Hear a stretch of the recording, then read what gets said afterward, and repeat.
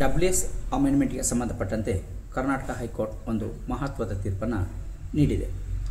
ಈ ಒಂದು ತೀರ್ಪಿನ ಪ್ರಕಾರ WS ಅನ್ನು ಯಾರು ಅಮೆಂಡ್ಮೆಂಟನ್ನು ಮಾಡ್ಬೋದು ಅನ್ನೋದಕ್ಕೆ ಸಂಬಂಧಪಟ್ಟಂತೆ ಇದ್ದು, ಇದರಲ್ಲಿ WS ಅನ್ನು ಯಾರು ಅಮೆಂಡ್ಮೆಂಟನ್ನು ಮಾಡೋದಕ್ಕೆ ಸಾಧ್ಯ ಇಲ್ಲ ಅನ್ನುವ ಒಂದು ಸ್ಪಷ್ಟವಾದ ಒಂದು ತೀರ್ಪನ್ನು ಈ ಒಂದು ಪ್ರಕರಣದಲ್ಲಿ ನೀಡಿದ್ದು, ಈ ಒಂದು ಪ್ರಕರಣದ ಪೂರ್ತಿ ಅಂಶವನ್ನು ನೋಡೋದಕ್ಕಿಂತ ಮೊದಲು ನೀವಿನ್ನೂ ನಮ್ಮ ಚಾನಲ್ಗೆ ಸಬ್ಸ್ಕ್ರೈಬ್ ಆಗಿಲ್ಲ ಅಂದರೆ ಸಬ್ಸ್ಕ್ರೈಬ್ ಆಗಿ, ಹಾಗೆ ಬೆಲ್ ಬಟನ್ ಪ್ರೆಸ್ ಮಾಡಿ. ಕಾನೂನಿನ ಅರಿವಿನ ಎಲ್ಲ ವಿಡಿಯೋಗಳು ನಿಮಗೆ ಮೊದಲು ತಲುಪುತ್ತೆ. ಅಮೆಂಡ್ಮೆಂಟ್ ಆಫ್ WS ಅಂದರೆ ಡಿಫೆಂಡೆಂಟ್ ಯಾರು ಹಾಕಿರ್ತಾರೆ ಆ ಒಂದು WS ಅನ್ನು ಅಮೆಂಡ್ಮೆಂಟ್ ಮಾಡೋದಕ್ಕೆ ಅರ್ಜಿಯನ್ನು ಸಲ್ಲಿಸ್ಬೋದಾಗಿರುತ್ತೆ. ಅರ್ಜಿಯನ್ನು ಆರ್ಡರ್ 6 ರೂಲ್ 17 ಅಲ್ಲಿ ಸಲ್ಲಿಸಿ ನ್ಯಾಯಾಲಯ ಅದನ್ನು ಅಂಗೀಕರಿಸಿದ ನಂತರದಲ್ಲಿ ಆ ಒಂದು WS ಅನ್ನು ಅಮೆಂಡ್ಮೆಂಟನ್ನು ಮಾಡ್ಬೋದಾಗಿರುತ್ತೆ. ಈ ಅಮೆಂಡ್ಮೆಂಟನ್ನು ಮಾಡುವಂಥ ಸಂದರ್ಭದಲ್ಲಿ ಯಾರು ಇದಕ್ಕೆ ಅರ್ಜಿಯನ್ನು ಹಾಕ್ಬೋದು, ಯಾರು ಹಾಕ್ಲಿಕ್ಕೆ ಬರೋದಿಲ್ಲ, ಅಂದರೆ ಯಾವ ಒಂದು ಪ್ರತಿವಾದಿ ಅಮೆಂಡ್ಮೆಂಟನ್ನು ಮಾಡ್ಬೋದು ಅಥವಾ ಯಾರು ಮಾಡಲಿಕ್ಕಾಗಲ್ಲ ಅನ್ನೋದಕ್ಕೆ ಸಂಬಂಧಪಟ್ಟಂತೆ ಕರ್ನಾಟಕ ಹೈಕೋರ್ಟ್ ತನ್ನ ಒಂದು ಮಹತ್ವದ ತೀರ್ಪನ್ನು ಇಲ್ಲಿ ನೀಡಿರುವಂಥದ್ದನ್ನ ಗಮನಿಸಬಹುದಾಗಿದೆ. ಈ ಒಂದು ತೀರ್ಪಿನಲ್ಲಿ ಇರುವಂಥ ಒಂದು ಸಾರಾಂಶವನ್ನು ನೋಡೋದಾದರೆ, ಈ ಒಂದು ಪ್ರಕರಣಕ್ಕೆ ಸಂಬಂಧಪಟ್ಟಂತೆ ಎರಡನೇ ಪ್ರತಿವಾದಿಯು ರಿಟರ್ನ್ ಸ್ಟೇಟ್ಮೆಂಟನ್ನು ಸಲ್ಲಿಸಿರ್ತಾರೆ. ಇನ್ನು ಉಳಿದಂಥ ಪ್ರತಿವಾದಿಗಳು ಆ ಒಂದು ರಿಟರ್ನ್ ಸ್ಟೇಟ್ಮೆಂಟನ್ನು ಅಡಾಪ್ಟ್ ಮಾಡ್ಕೊಂಡಿರ್ತಾರೆ. ಸೊ ಆ ನಂತರದಲ್ಲಿ ನಾಲ್ಕನೇ ಪ್ರತಿವಾದಿ ಅವರು ಕೂಡ ಈ ಒಂದು ಎರಡನೇ ಪ್ರತಿವಾದಿ ಹಾಕಿದಂಥ ಸ್ಟೇಟ್ಮೆಂಟನ್ನು ಅಡಾಪ್ಟ್ ಮಾಡ್ಕೊಂಡಿರ್ತಾರೆ. ಅವರು ತದನಂತರದಲ್ಲಿ ಅದು ಅಮೆಂಡ್ಮೆಂಟ್ಗೆ ಅರ್ಜಿಯನ್ನು ಸಲ್ಲಿಸ್ತಾರೆ. ವಿಚಾರಣಾ ನ್ಯಾಯಾಲಯವು ಆ ಒಂದು ಅರ್ಜಿಯನ್ನು ತಿರಸ್ಕರಿಸುತ್ತೆ.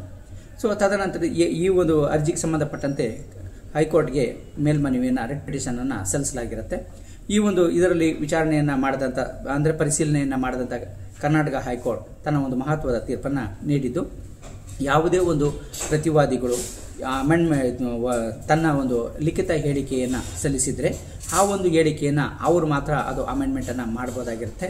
ಅದರ ಹೊರತಾಗಿ ಅಂದರೆ ಹೆಚ್ಚಿನ ಒಂದು ಪ್ರತಿವಾದಿಗಳು ಇದ್ದಂಥ ಸಂದರ್ಭದಲ್ಲಿ ಅವರು ಎಲ್ಲರೂ ಆ ಒಂದು ಸ್ಟೇಟ್ಮೆಂಟ್ಗೆ ಸಹಿಯನ್ನು ಹಾಕಿದ್ದು ಸಲ್ಲಿಸಿದರೆ ಆವಾಗ ಆ ಒಂದು ಅಮೆಂಡ್ಮೆಂಟನ್ನು ಮಾಡ್ಬೋದಾಗಿರುತ್ತೆ. ಆದರೆ ಇಲ್ಲಿ ಎರಡನೇ ಪ್ರತಿವಾದಿ ಮಾತ್ರ ತನ್ನ ಒಂದು ಲಿಖಿತ ಹೇಳಿಕೆಯನ್ನು ಸಲ್ಲಿಸಿರ್ತಾರೆ.